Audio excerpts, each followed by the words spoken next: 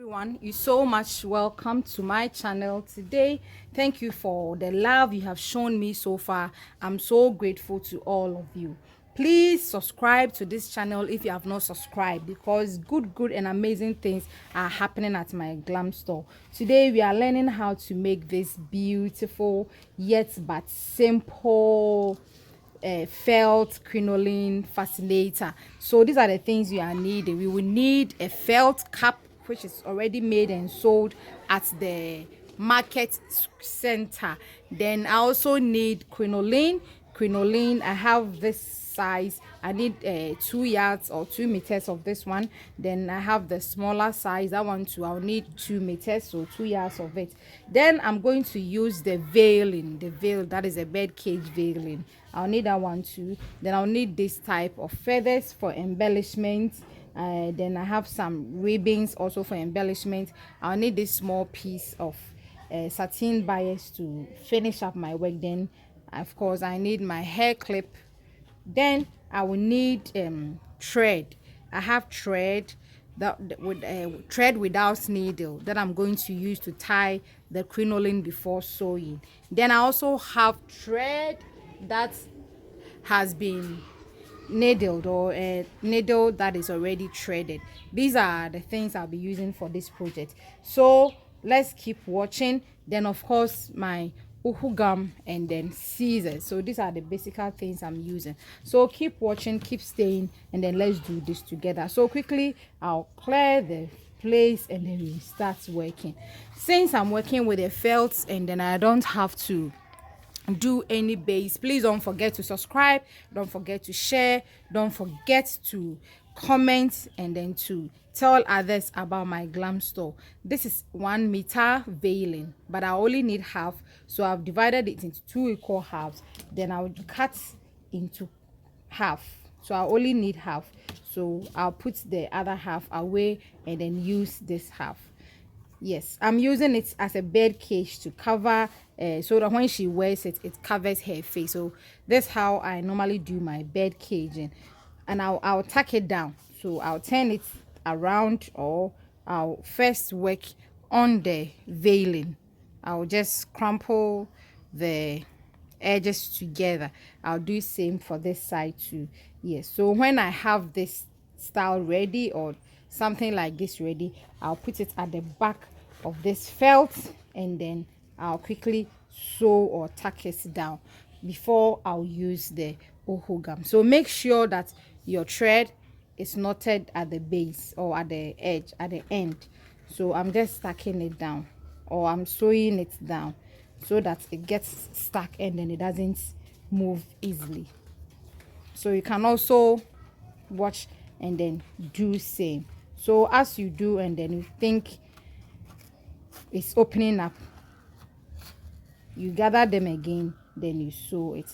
So after you are done sewing, then you go and work on your crinoline. So you keep on sewing. So yes, we are still on and sewing. So I'll do the last stacking, then I'll put it aside. Once the last stacking is done, I'll put it aside. I will not cut off the thread. I'll put it aside. Now I'm picking my crinoline, the 2 meters, and I'm going to make a bow tie, or a bow, not tie, sorry, a bow. So I'm making a bow that I'm going to use to embellish. So with a bow with no particular measurement, I'll just fold it on like this. Then I'll turn it up and then fold this side too. Good. I'm making 2 separate bows. Then I can cut and then I'll sew. Or if I think it's too big, I want to reduce the size to make it beautiful, then something like this you do. You decrease the size, or if you want it bigger, you increase the size. If you want it smaller, you decrease the size. So I've gotten 4 of the rows. I'll cut the excess off, and then I'm going to, yes, tie the middle together so that I can form the bow that I want to form. I hope you can see what I'm doing. Yes, so you tighten it up, then yes, you just do that how I'm doing it. So when you are done, you tie a knot to secure it and make sure that it doesn't remove. Yes, so I've tied a knot. After this, I'll also sew it on the felt base. So yes, so my knot is tied, and this one I can cut it. I can cut the extra thread off. I'll put that one side, and then I'll pick the remaining of the 2 meter crinoline. Then I'll form another bow.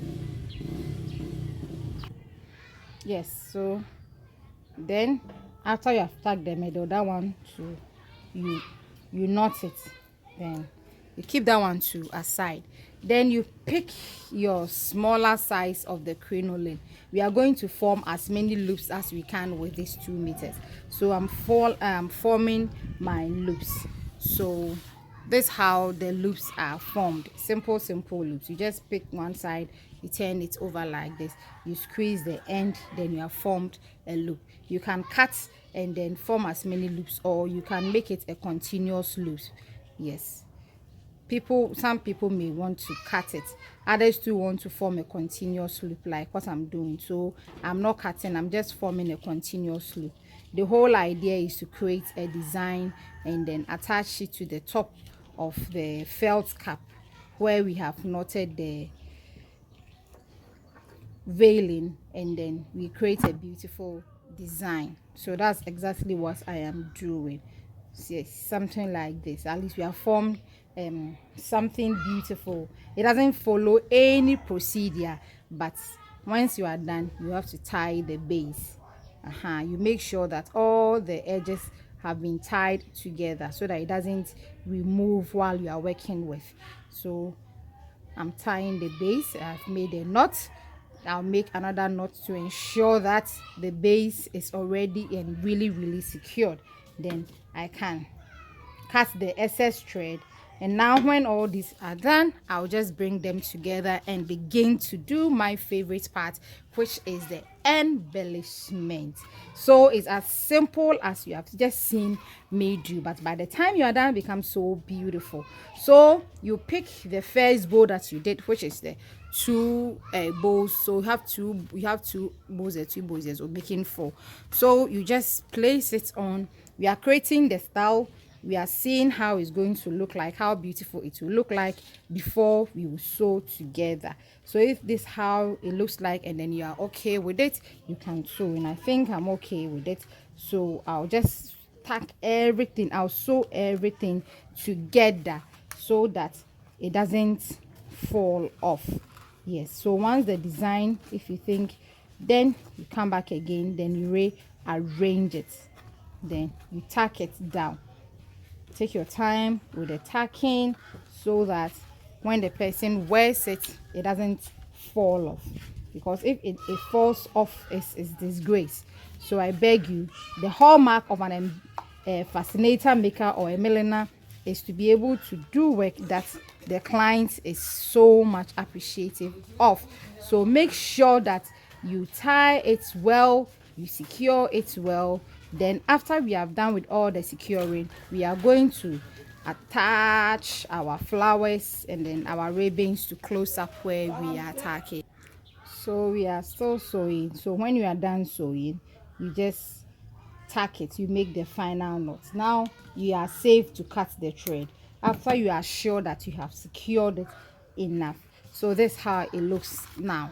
So what is left now is to rearrange it well. Just if you feel the shape is not as how you want it, then you just make the arrangement. Now that is done, I'm just folding the veiling behind because I want you to see how I'm going to do the embellishment. So now I'll pick my feathers, my mini small feathers, and then I'm just going to put them inside to give it an extra look, getting my uhu gum.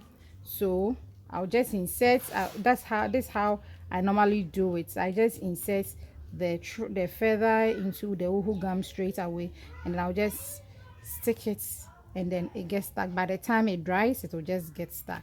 So if you also have a different way of doing it, you can also do, but it's just the same way. Because it's smaller, I don't want to use a lot of the glue, to waste the glue. So if the edge is too slim, you can cut the edge and get a little fuller shape.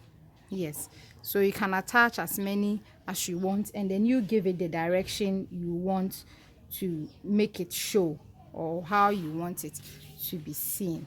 So good. Now that I have it this way, then the next thing I'll do is to just pick my small ribbons and then attach it to the middle to close up my final work, and then I'll be done. So you get your ribbon, you apply your uhu, then you allow it to dry small, then you attach to the center so that it closes all the works that you have done, all the sewing that you have done so far. It will just close everything up for you, and then you won't even see you have sewed anything at all. So it's just as simple as this. While I'm done, I'll apply some uhu gum, then I'll attach my hairpin. Yes, and I'll make sure it dries and then it attaches itself very well. So while I wait for it to dry up, I'll get the small piece of the satin bias, then I'm going to also apply the glue and then attach it to make sure that it is firm enough and then it stays down, so that even if, yes, so good. I should divide it into two. Then yes, so this is how the final looks like. So you attach, then you attach your smaller satin bias to secure the hairpin. So final, very simple as this.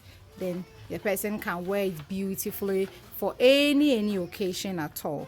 But for this one, she said she's a Thanksgiving mom. Thank you so much for watching. I'm grateful. God bless you. Don't make sure to subscribe so that anytime I post new video, you'll be the first to. Okay, thank you so much. Bye.